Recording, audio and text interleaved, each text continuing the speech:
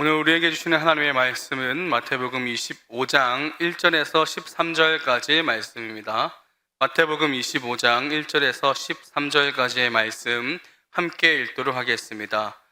그때에 천국은 마치 등을 들고 신랑을 맞으러 나간 열 처녀와 같다 하리니 그 중에 5은 미련하고 5은 슬기 있는 자라. 미련한 자들은 등을 가지되 기름을 가지지 아니하고 슬기 있는 자들은 그릇에 기름을 담아 등과 함께 가져갔더니 신랑이 더디 오므로 다 졸며 잘세. 밤중에 소리가 나되 보라 신랑이로다 맞으러 나오라 하매 이에 그 처녀들이 다 일어나 등을 준비할세. 미련한 자들이 슬기 있는 자들에게 이르되 우리 등불이 꺼져가니 너희 기름을 좀 나눠달라 하거늘 슬기 있는 자들이 대답하여 이르되 우리와 너희가 쓰기에 다 부족할까 하노니 차라리 파는 자들에게 가서 너희 쓸 것을 사라 하니 그들이 사러 간 사이에 신랑이 오므로 준비하였던 자들은 함께 혼인잔치에 들어가고 문은 닫힌지라. 그 후에 남은 처녀들이 와서 이르되 주여 주여 우리에게 열어주소서. 대답하여 이르되 진실로 너희에게 이르노니 내가 너희를 알지 못하노라 하였느니라. 그런즉 깨어있으라. 너희는 그날과 그때를 알지 못하느니라. 아멘. 예수님은 마태복음에서 천국은 이런 것이다 라고 10가지를 말씀하셨어요. 마태복음 13장에서 7가지, 마태복음 20장에서 포도원 주인, 22장에 혼인잔치를 베푼 임금, 그리고 오늘 25장에 등을 들고 신랑을 맞으러 나간 열 처녀와 같다라고 했는데, 우리가 꼭 새겨야 될 것은 천국과 지옥이 있다는 것을 믿으시기를 바랍니다. 오늘 이 말씀을 통해서 우리 주님이 말씀하시는 천국과 지옥은 있다, 그리고 예수님 재림하신다는 것입니다. 마태복음 25장에는 달란트 비유, 열처녀 비유, 양과 염소, 최후 심판의 비유, 세 비유가 있습니다. 세 비유의 핵심은 똑같이 예수님이 다시 오신다는 것입니다. 열처녀 비유에서는 신랑이 다시 온다, 달란트 비유에서는 주인이 돌아온다, 최후의 심판에서는 인자가 자기 영광으로 온다는 것입니다. 핵심은 예수님 다시 재림하신다는 것입니다. 예수님 다시 재림하실 때 두 부류로 나눠집니다. 슬기로운 5처녀와 미련한 5처녀. 착하고 충성스러운 종과 악하고 게으른 종. 영생복락 천국을 얻을 자와 영벌 지옥에 갈 사람, 이렇게 둘로 나누는다는 거죠.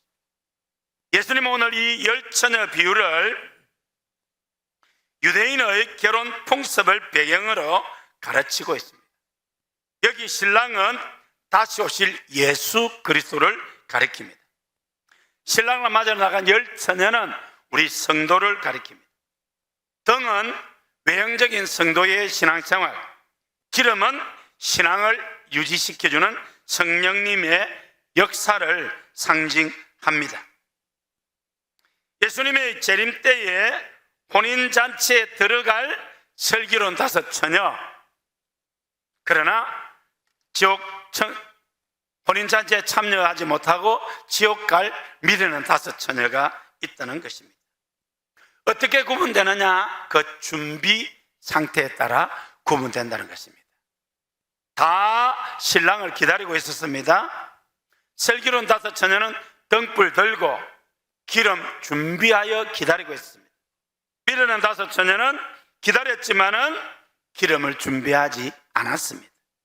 그래서 슬기로운 처녀는 혼인잔치 참여하고 미련한 처녀는 참석하지 못했다는 것입니다. 선하거나 악하다고 말하지 않고 슬기 있는 자, 미련한 자로 표현했습니다. 여기 미련한 것은 분별력이 없다, 그런 말입니다. 분별력이 없기 때문에 준비를 못했고 혼인잔치에 참여 못했다는 것입니다.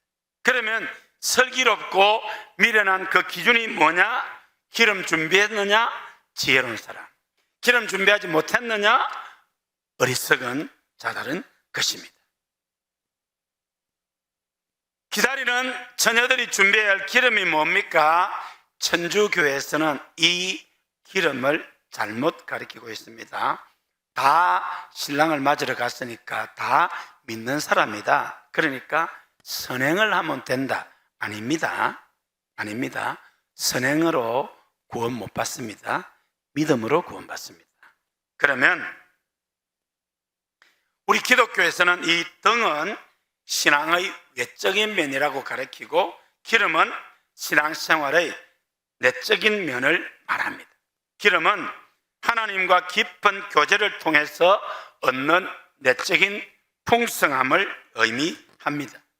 좀 더 구체적으로 말씀드리면 등은 겉으로 드러난 교회 활동, 봉사, 구제 활동을 말한다면 기름은 말씀과 기도를 통하여 하나님과 깊이 교통하는 성령님의 역사를 이야기하는 것입니다. 성령 충만의 결과 하나님과의 교제가 풍성해지고 그로 말미암아 평안, 담대한 비전, 능력이 나타난다는 것입니다. 그럼 미련한 처녀는 왜 기름을 준비하지 않았을까요? 신랑이 더디 오니까 언제 올지 모른다라고 생각했습니다. 초대교회는 예수님이 다시 오지 않는다라고 가르치는 무리들이 있었습니다. 왜? 예수님이 곧 재림하실 줄 알고 기다렸는데 안 오니까 예수님 안 오신다라고 했습니다. 그들에게 예수님의 수제자 베드로가 분명히 말합니다. 베드로후서 3장 9절 읽으시겠습니다. 주의 약속은 어떤 이들이 더디다고 생각하는 것 같이 더딘 것이 아니라 오직 주께서는 너희를 대하여 오래 참으사 아무도 멸망하지 아니하고 다 회개하기에 이르기를 원하시느니라. 예수님이 재림하지 않는 것은 안 오시는 것이 아니라 아무도 멸망하지 않고 다 회개하고 혼인잔치 참여하도록 천국 가기를 원하십니다. 믿으시기 바랍니다. 우리는 이 가을에 이 혼인잔치 참여하기 위해서 힘써 전도할 수 있기를 바랍니다. 예수님은 도둑이 언제 오는 건 모르듯이 모르게 온다고 이야기하고 있습니다. 베드로서 3장 10절 우리 함께 읽으시겠습니다. 그러나 주의 날이 도둑같이 오리니 그날에는 하늘이 큰 소리로 떠나가고 물질이 뜨거운 불에 풀어지고 땅과 그 중에 있는 모든 일이 드러나리로다.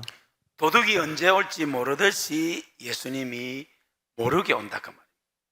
데살로니가 전서 5장 3절 읽으시겠습니다. 그들이 평안하다 안전하다 할 그때에 임신한 여자에게 해산의 고통이 이름과 같이 멸망이 갑자기 그들에게 이르니 결코 피하지 못하리라.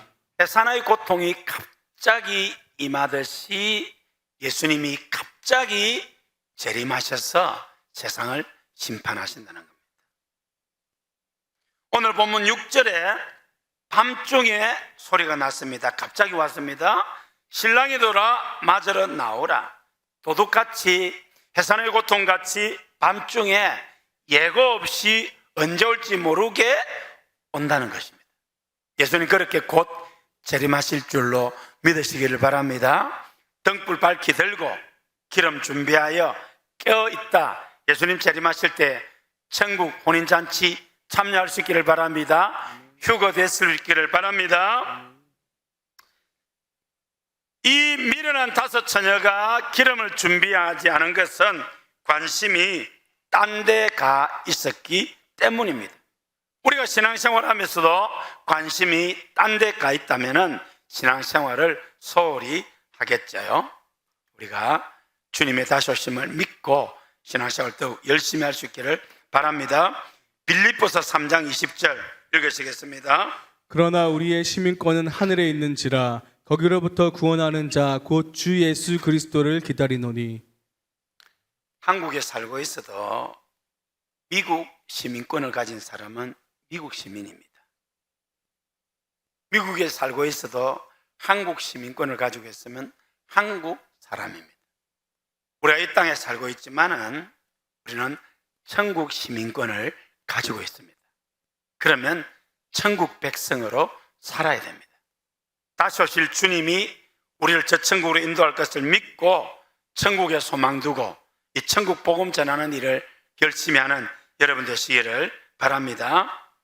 오늘 본문에서 우리가 하나 깊이 생각해야 될 것은 하나님의 관계는 누구도 대신할 수 없고 각자 자기 몫이라는 것입니다.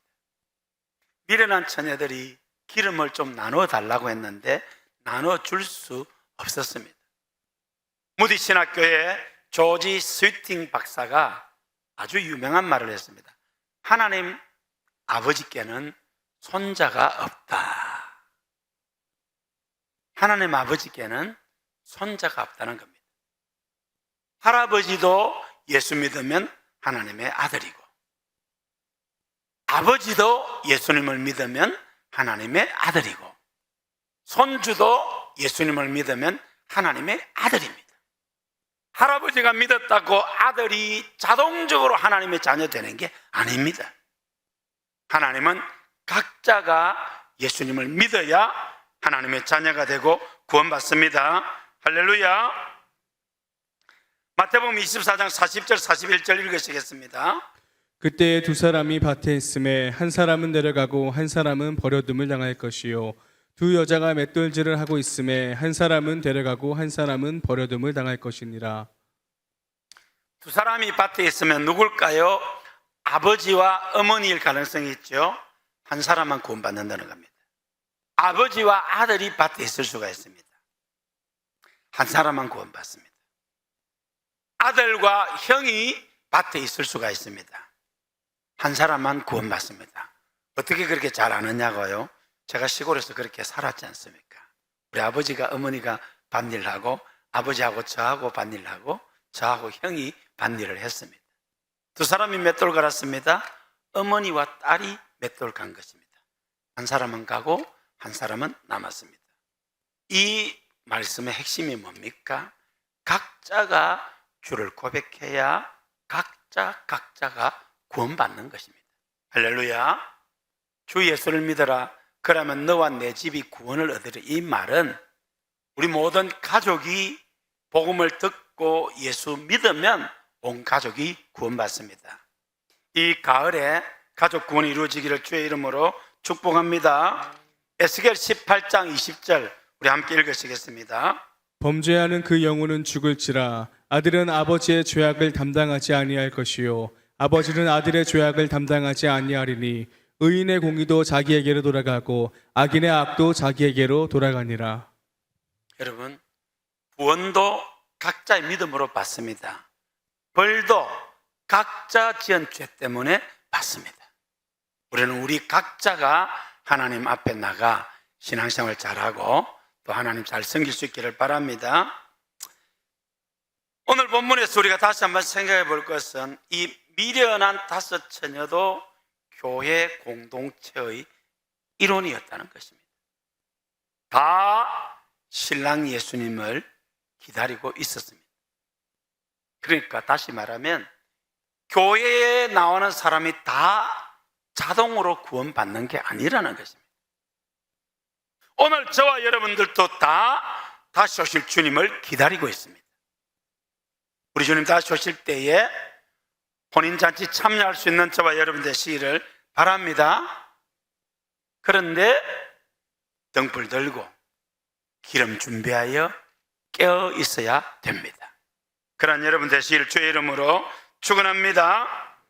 벵겔이라는 신학자는 신앙생활하는 데 네 종류의 사람이 있다고 했습니다. 하늘나라에 충분히 들어가는 사람, 슬기로운 다섯 처녀 같은 사람이죠. 두 번째로 해변에 파선하여 남파선이 파선하여 가까스로 해안에 도착해서 구원받은 사람, 그렇게 겨우 구원받은 사람, 이 두 사람은 천국 갑니다. 세 번째로 제가 할 길로 간 사람, 아예 신앙에 관심이 없는 사람 구원 못 받습니다. 하늘나라에서 멀리 떨어지지 않다고 착각한 사람, 교인이겠지요. 이 사람들도 구원 못 받습니다. 여러분은 지금 어느 자리에 있는지 한번 자신을 돌아볼 수 있기를 바랍니다. 오늘 이 등을 들고 신랑을 기다리는 처녀의 메시지의 핵심이 뭡니까? 깨어서 기름 준비해 있어야 된다는 겁니다. 13절 읽으시겠습니다. 그런즉 깨어 있으라. 너희는 그날과 그때를 알지 못하느니라. 그런즉 깨어 있으라. 등불 들고 기름 준비하여 깨어 있으라. 그 날과 그 시를 모르기 때문이다. 그랬습니다. 구원의 문이 닫힐 때가 있습니다. 요한계시록 3장 7절 읽으시겠습니다. 필라델비아 교회 사자에게 편지하라. 거룩하고 진실하사 다윗의 열쇠를 가지시니 곧 열면 닫을 사람이 없고 닫으면 열 사람이 없는 그가 이르시되. 빌라델비아 교회의 사자에게 말했습니다. 열면 닫을 사람이 없고 닫으면 열 사람이 없는 예수님입니다. 여러분, 구원의 문이 곧 닫힙니다. 닫히기 전에 전도하여 예수 믿고 기름 준비하여 깨어있기를 바랍니다. 이사야 55장 6절에 너희는 여호와를 만날 만한 때 찾으라. 가까이 계실 때에 그를 부르라. 지금은 하나님을 만날 만한 때입니다. 고린도서 6장 2절에 보라 지금은 은혜 받을 만한 때요. 보라 지금은 구원의 날이로다. 할렐루야. 구원의 방주도 열려 있으면 들어갈 수 있습니다. 구원의 방주 닫히면 아무도 못 들어갑니다. 사랑하는 성도 여러분, 오늘 10절 다시 한번 읽으시겠습니다. 그들이 살아간 사이에 신랑이 오므로 준비하였던 자들은 함께 혼인잔치에 들어가고 문은 닫힌지라. 누가 들어갔습니까? 준비하였던 자. 이 준비하였던 자라는 성경 원어는 요한계시록 19장 7절 어린 양의 혼인잔치에 참여하는 자에게도 동일한 단어를 썼습니다. 우리 한번 읽으시겠습니다. 우리가 즐거워하고 크게 기뻐하며 그에게 영광을 돌릴세. 어린 양의 혼인 기약이 이르렀고 그의 아내가 자신을 준비하였으므로. 우리 함께 찬양하고 기도합시다. 여러분, 어린 양의 혼인 기약이 이르렀고 그 혼인잔치에 참여하는 사람은 준비한 사람입니다. 예수 그리스도의 보혈로 죄 씻음 받고 등불 밝히 들고 기름 준비하고 깨어 다시 오실 주님을 사모하며 기다리고 우리 예수님 다시 오실 때에 혼인잔치 참여하고 이 땅 떠날 때에 천국에서 상급과 멸류관 받는 여러분 다 되시기를 우리 주님의 이름으로 축원합니다.